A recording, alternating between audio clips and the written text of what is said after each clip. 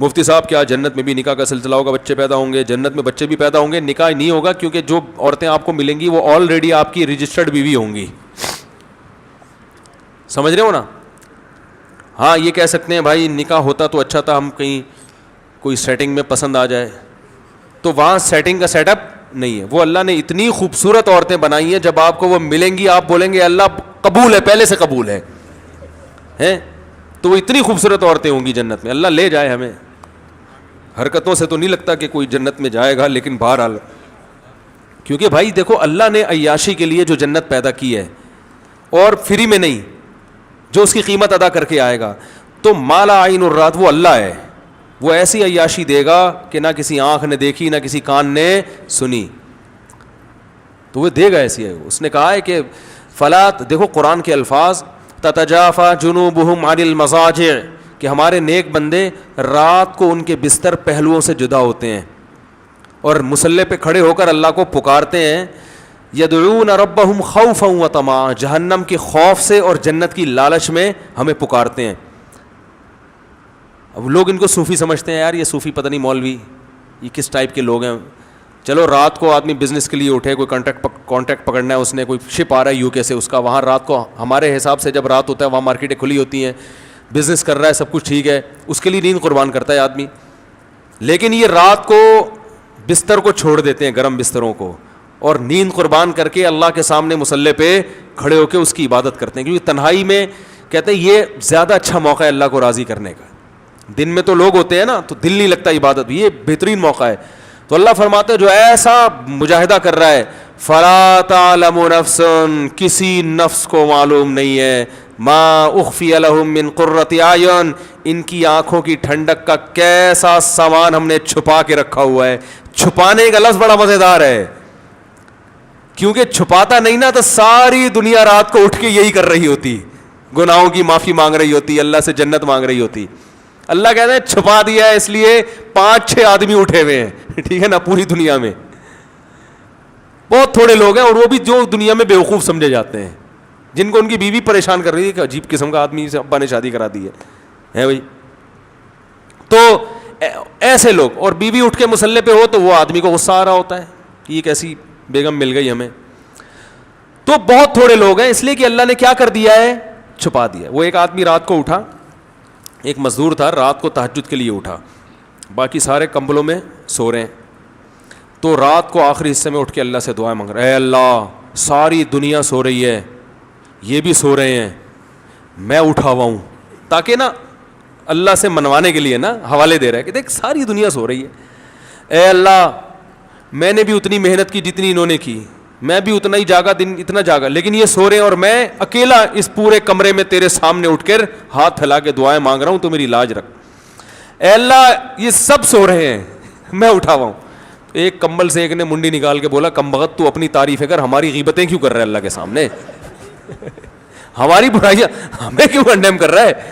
تو بولے اللہ میں بہت اچھا, مجھے جنت دے دے, ہمیں جہنم میں پھینکوانا چاہ رہا ہے. تو بھائی تو اپنی تعریفیں کر, بار بار ہمارے سونے کا حوالہ کیوں دے رہا ہے, یہ سو رہے ہیں, یہ سو رہے ہیں, یہ سو رہے ہیں. تو اس لیے بھائی اللہ نے ایسی آنکھوں کی ٹھنڈک کا سامان چھپا کے رکھا. ظاہر ہے آپ دنیا میں جب نظر کی حفاظت, ساری دنیا نائٹ کلبوں میں جا رہی ہے اور طوائفوں سے منہ کالے کر رہی ہے, کتنا آسان ہو گیا زنا, آپ اپنی بیوی پہ گزارا کر رہے ہو, بس یہی ہے اللہ نے میرے لیے سب کچھ اسی کو بنایا اتنی. اور وہ بیوی کم بختی مان بھی نہیں رہی ہے پھر بھی کہ اتنا نیک ہے, اس پہ بھی صبر کر رہے ہو, ہے بھائی, وہ پھر بھی نہیں مانتی اتنا نیک ہے, پھر بھی آپ صبر کر رہے ہو کہ چلو نہ مانے اللہ کے لیے. تو ابا کی خدمت کر رہے ہو, اماں کی خدمت کر رہے ہو, بہنوں کی فکر میں لگے ہوئے ہو, پیسے جب آ رہے ہیں تو صدقات و خیرات بھی کر رہے ہو, رشتہ داروں میں آج کل تو لوگ جمع کرنے میں لگے ہوئے ہیں, آپ اللہ کے لیے خرچ کرتے ہو. یطعمون الطعام علی حبہ مسکینا و یتیما و اسیرا, کیا الفاظ ہیں قرآن کے. فرمایا کہ یہ قیدیوں کو کھلاتے ہیں, غریبوں کو کھلاتے ہیں, رشتہ داروں کو کھلاتے ہیں, خرچ کرتے ہیں, یعنی کھلانے کا مطلب ہے. اور کہتے ہیں انما نطعمکم لوجہ اللہ, لا نريد منکم جزاء ولا شکورا, ہم تمہیں خوش کرنے کے لیے نہیں کھلا رہے, اللہ کو خوش کرنے کے لیے کھلا رہے ہیں. انا نخاف من ربنا یوما عبوسا قمطریرا, ایک دن بڑا سخت میدان حشر کا آنے والا ہے, ہم تمہیں اس لیے کھلا رہے ہیں کہ آج تمہاری پریشانیوں کو ہم دور کریں گے تو کل اس میدان حشر میں اس کا حوالہ دے کے اپنی ٹینشنیں ختم کروائیں گے. بات آ رہی ہے سمجھ میں؟ یہی وہ جذبہ تھا جو قرآن سے ان کو موٹیویشن ملی کہ حضرت عمر جیسا سخت دل انسان اسلام لانے کے بعد اتنا نرم ہو گیا کہ خلیفۃ المسلمین ہے, 22 لاکھ مربع میل کے حاکم ہیں, اور راشن کندھوں پہ ڈال کے غریبوں کو تلاش کر رہے ہیں بھائی. لوگ کہہ رہے ہیں آپ یہ بوری ہمیں دے دیں, کہہ رہے قیامت کے دن میرا بوجھ تو ہی اٹھائے گا, اگر قیامت کے دن تو میرا بوجھ اٹھا سکتا ہے تو میں اٹھا لوں. یہ جذبہ پیدا کر دیا حضرت عمر جیسے شخص کے دل میں. تو جنت میں اللہ نے بڑا عیاشی کا سامان رکھا ہے, ان میں ایک ایٹم کیا ہے, حوریں بھی ہیں. سمجھ رہے ہو کہ نہیں سمجھ رہے؟ تو وہ اللہ نے رکھی ہیں بھائی. جو لبرل لوگ ہیں وہ حوروں کا مذاق اڑاتے ہیں, ہمیں تو چاہیے بھائی حوریں, سیدھی سی بات. وہ تو اڑاتے ہیں, یہ لبرل لوگ ہیں نا, بڑا مذاق اڑاتے ہیں, حوروں کے لالچ میں مولویوں نے چکر میں ڈالا ہوا ہے. آپ خود دنیا میں عورتوں کے چکر میں ہو, حرام. عورت کے بغیر آپ کا گزارا نہیں ہے. نائٹ کلبوں میں بھی آپ جاتے ہو, دوستیاں بھی لگاتے ہو, ٹھرکی ہو آپ. حقیقت ہے کہ اللہ کی وعدوں پر ایمان, حالانکہ غور کرو تو آپ کو اللہ کی باتوں کا یقین آ جائے گا, تو پھر جب یقین آئے گا تو صبر کرنا پڑے گا نا, وہ صبر آپ سے ہوتا نہیں ہے, تو آپ ہو ٹھرکی. تو صبر جو کرتے ہیں جو ٹھرکی نہیں ہوتے, ان کو اللہ نے کہا ہے کہ تمہیں یہ سب چیزیں, کیونکہ جو صبر وہی کر سکتا ہے جو ٹھرکی نہ ہو. جو ٹھرکیوں سے صبر ہوتا ہے بھائی, وہ تھوڑی کہہ رہے ہیں جنت پتہ نہیں کس نے دیکھی یار, ابھی مزے اڑاؤ. تو یہ لبرل لوگ حوروں کا بڑا مذاق اڑاتے ہیں کہ مولویوں نے حوروں کے چکر میں ڈالا. بھائی مولویوں نے ڈالا, یہ تو اللہ نے ہمیں بتایا ہے. تو ہمیں تو بھائی حوریں آخرت میں چاہیے. کیا خیال ہے بھائی؟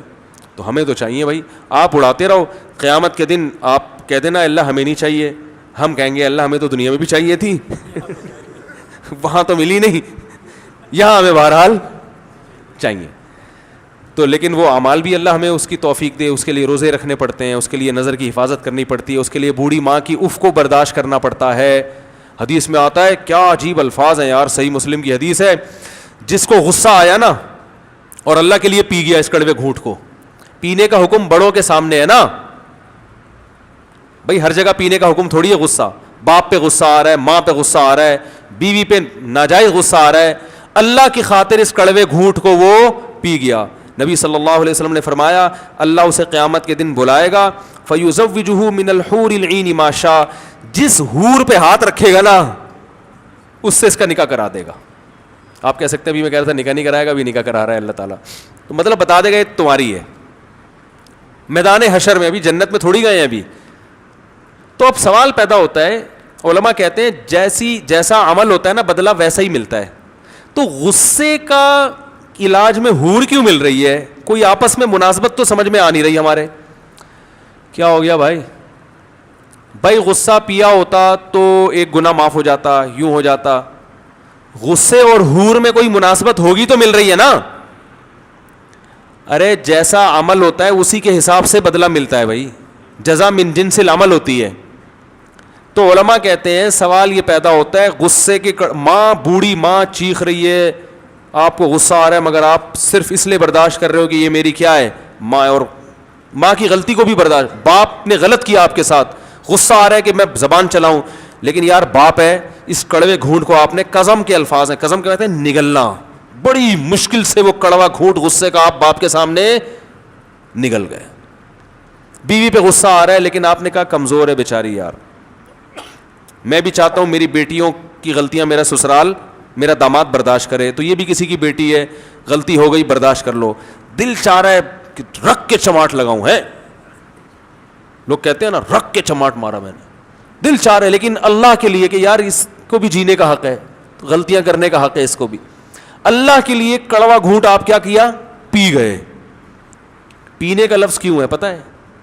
اس لیے کہ جو چیز پی جاتی ہے فوراً نگل جاتا ہے, چبانے میں اس خطرہ ہوتا ہے کہ تھوک دے. کڑوی چیز ڈاکٹر آپ کو پلا دیتے ہیں, کریلے کا جوس ایک سانس میں پی جاؤ تو پی لیا جائے گا, کریلا چبا کے کھانا کسی کی طاقت نہیں ہے, تو اس لیے پینے کا ذکر ہے کہ ایک دم سے نگل لو بس. تو اس پہ حور ملے گی, جتنی حوریں ہیں نا ان میں سے اللہ کہیں گے سلیکٹ کرو, کون سی والی؟ میرا خیال ہے پاکستانی کو 6 مہینے تو سلیکشن میں لگ جائیں گے کیونکہ یہاں رشتہ سلیکٹ کرنے میں 15 سال لگتے ہیں. جس بیوی کے ساتھ 10-15 سال رہنا ہے, کیونکہ 40 سال میں شادی ہو رہی ہے, 10-15 سال ہی رہنے کی عمر ہے اب, تو 10-15 سال جس کے ساتھ رہنا ہے اس کو تلاش کرنے میں 10 سال لگتے ہیں. تو جس کے ساتھ ہمیشہ جنت میں رہنا ہوگا اس کی سلیکشن میں پاکستانی بہت ٹائم لگائے گا بھائی ٹھیک ہے نا. تو اس لیے یہ ہوگا کہ مرد کے لیے سب سے زیادہ اٹریکٹیو چیز کیا ہے؟ عورت ہے, سب سے زیادہ اٹریکٹیو چیز. تو اللہ اتنی یعنی کوئی خوبصورت حور کا آپشن اس لیے دے گا کہ آپ نے انتہائی کڑواہٹ برداشت کی ہے, تو جو چیز آپ کو, جس میں سب سے زیادہ آپ کو مٹھاس محسوس ہوتی ہے, آپ کی آنکھیں ٹھنڈی ہوتی ہیں, وہ چیز اللہ آپ کو دے گا. لوگ کہتے ہیں مٹھاس تو حلوے میں زیادہ ہوتی ہے, تو حلوہ کھلانا چاہیے تھا اللہ کو. تو میں کہتا ہوں ٹھیک ہے, آپ کو کہیں شادی کا دل چاہ رہا ہے, لڑکی کے والد کہیں بھائی میری بیٹی سے شادی کے بجائے تم یہ حلوہ کھا لو, یہ گاجر کا حلوہ بڑی محنت سے بنا ہے, کھا لیں گے ہیں بھائی؟ بولیں گے بھائی مجھے میں ساری زندگی کے لیے میٹھا چھوڑ دوں گا, آپ کے جذبات ہوں گے. میں روزانہ کریلے کا جوس پیوں گا, لیکن کہیں عشق ہو جائے تو آدمی یہ قربانی دیتا ہے اس کے لیے. تو اس لیے اللہ کو پتا ہے کہ یہ حلوے کی مٹھاس جو ہے نا, یہ وہی بس یہ بنائی ہوئی ہے لوگوں نے. اصل جو مرد کی رغبت ہے وہ کس کی طرف ہے؟ سب سے زیادہ عورت کی طرف ہے.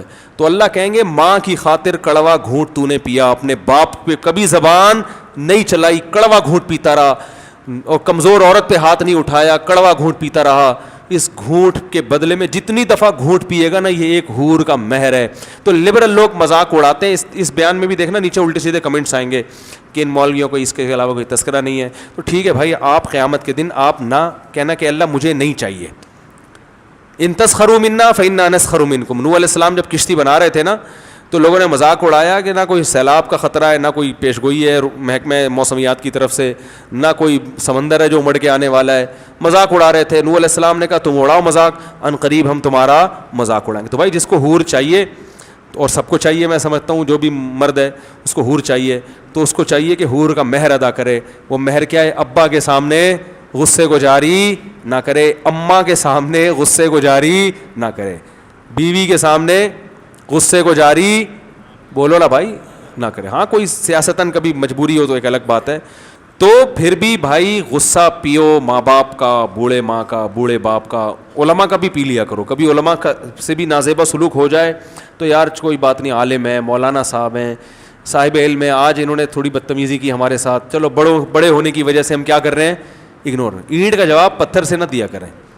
جس سے کچھ سیکھتے ہیں تو اس کی کچھ کڑوی کسیلی بڑے بھائی کی برداشت کر لیا کرو. یار بھائی یہ کیا کریں یار, بتا کے نہیں کہ تو بھائی ہے اس لیے برداشت کر رہا ہوں. ہمارے ایک استاذ نے بتایا کہ ایک استاذ نے شاگرد کو ڈانٹا, زیادہ ڈانٹ دیا نا, تو شاگرد کہتے ہیں آپ استاذ ہیں ورنہ میں آپ کو بتاتا. تو بتا تو دیا نا تو نے بھائی, اب کیا رہ گیا.